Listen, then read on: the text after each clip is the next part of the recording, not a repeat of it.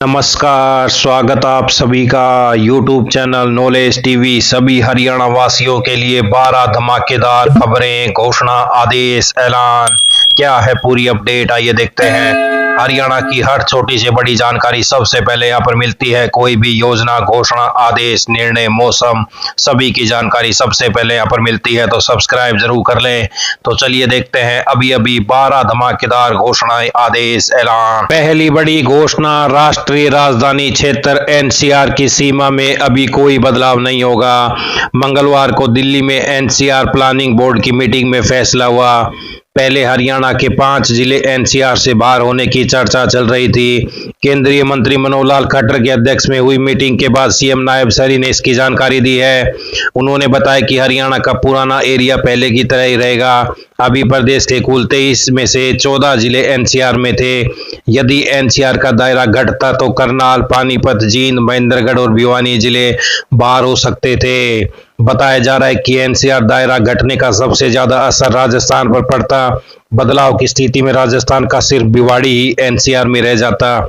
राजस्थान बदलाव के पक्ष में नहीं था। एनसीआर का दायरा घटता तो संभावित नुकसान थे। रियल एस्टेट पर असर, जमीन की कीमतों और निवेश की रफ्तार धीमी पड़ सकती है।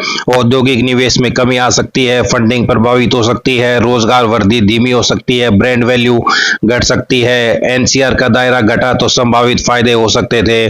नियमों में लचीलापन आ सकता था। राज्य स्थानीय जरूरतों के अनुसार योजना बना सकती थी। परियोजनाओं में तेजी आ सकती थी। कृषि को राहत मिल सकती थी। शहरीकरण का दबाव कम हो सकता था। स्थानीय विकास मॉडल क्षेत्रीय जरूरतों के मुताबिक रणनीति बन सकती थी। नए ग्रोथ सेंटर बन सकते थे। तो अब कोई बदलाव नहीं होगा। मीटिंग में फैसला आ गया है। तो ये बड़ी अपडेट। आइए अगली बड़ी घोषणा देखते हैं। हरियाणा सरकार ने परिवार पहचान पत्र में सवें को अकेला व्यक्ति दर्ज कराने वाले नागरिकों के सत्यापन अभियान को तेज कर दिया है। हरियाणा में कुल 3,54,215 व्यक्तियों ने परिवार पहचान पत्र में सवें को अकेला व्यक्ति दर्शाया है।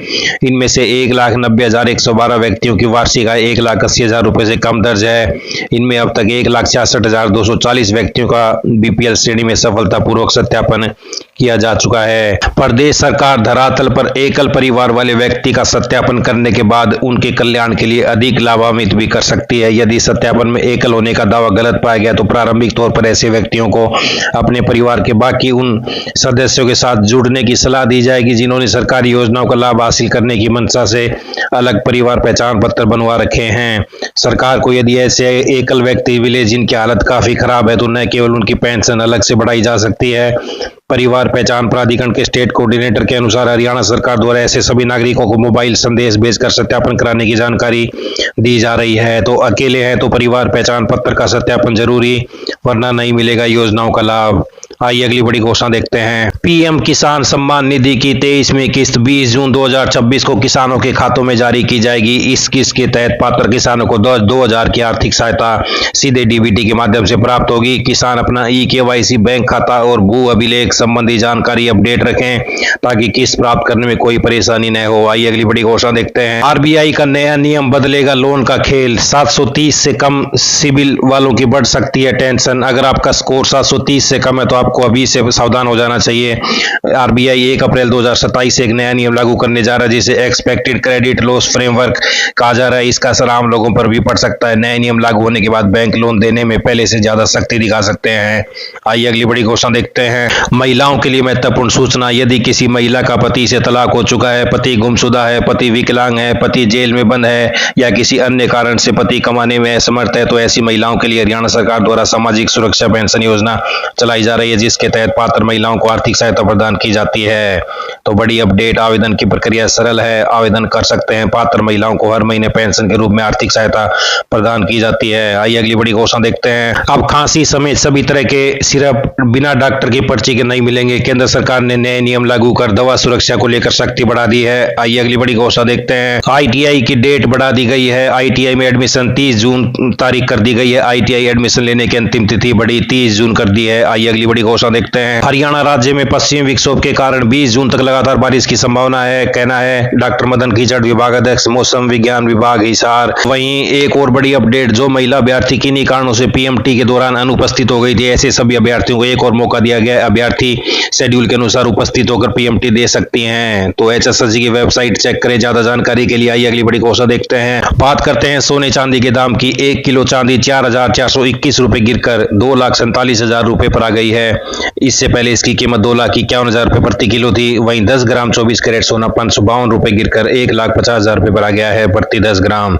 आइए अगली बड़ी घोषणा देखते हैं। 10वीं 12वीं एग्जाम के लिए ऑनलाइन आवेदन डेट बढ़ा दी गई है। अंक सुधारने के लिए 24 जून तक भर सकते हैं फॉर्म। 1,000 रुपए लगेगा विलंब शुल्क। तो ये बड़ी अपडेट। आइए अगली बड़ी घोषणा देखते हैं। नियम तोड़ने पर HPSC को हाई कोर्ट का झटका। HCS प्री परीक्षा का रिजल्ट दोबारा तैयार करने के आदेश। पंजाब एवं हरियाणा हाई कोर्ट ने हरियाणा सिविल सर्विस सेवा भर्ती 2026 की प्रारंभिक परीक्षा के परिणाम को रद्द कर दिया है। तो ये बड़ी अपडेट। आइए अगली बड़ी घोषणा देखते हैं। राज्य सरकार ने प्रदेश के उच्च शिक्षण संस्थानों में कार्यरत एक्सटेंशन लेक्चर और गेस्ट लेक्चर्स को बड़ी सौगात दी है, जिन्होंने 21 जुलाई 2025 या उससे पहले सेवाएं शुरू की थी। अब उन्हें हर महीने 57,700 रुपए फिक्स सैलरी मिलेगी। साल में 2 बार DA बढ़ेगा। इससे पहले ये कट ऑफ तारीख 30 जून 2023 तय की गई थी। तो ये बड़ी अपडेट। नए संशोधन कानून के तहत यदि सेवा के दौरान किसी लेक्चर के साथ कोई अनहोनी होती है तो उनके परिवार को हरियाणा कौशल रोजगार निगम के माध्यम से अनुकंपा के आधार पर नौकरी दी जाएगी या फिर एक्स ग्रेसिया वित्तीय सहायता का लाभ मिलेगा। एक्सटेंशन व गेस्ट लेक्चर को 57,700 वेतन मिलेगा। जमीन रजिस्ट्री में बड़ा बदलाव होने जा रहा है। पेपरलेस रजिस्ट्री 2 शुरू होने जा रही है। तो सरकार ने राजस्व प्रशासन को अधिक पारदर्शी, जवाबदेह, तकनीक आधारित बनाने की दिशा में बड़ा कदम उठाते हुए राज्य भर में व्यापक प्रशिक्षण कार्यक्रम और विशेष सीमांकन अभियान शुरू कर दिया है। इसके साथ ही प्रदेश में जल्द ही पेपरलेस रजिस्ट्रेशन 2 लागू किया जाएगा, जिसकी तैयारियां अंतिम चरण में है। तो 15 दिन में शुल्क जमा नहीं किया तो आवेदन रद्द होगा। राजस्व विभाग ने महत्वपूर्ण प्रशासनिक निर्णय लेते हुए तय किया है कि जिन सीमांकन आवेदनों को स्वीकृति मिल चुकी है लेकिन निर्धारित शुल्क 15 दिनों के भीतर जमा नहीं कराए तो उन्हें स्वतः निरस्त माना जाएगा। सीमांकन मामलों के लिए विशेष अभियान चलाया जा रहा है 10 दिन। तो ये बड़ी अपडेट। ये सभी हरियाणा वासियों के लिए बड़ी खबरें, घोषणा, आदेश, ऐलान, पल पल की अपडेट मिलती रहेगी। चैनल को सब्सक्राइब जरूर कर लें। बहुत बहुत धन्यवाद।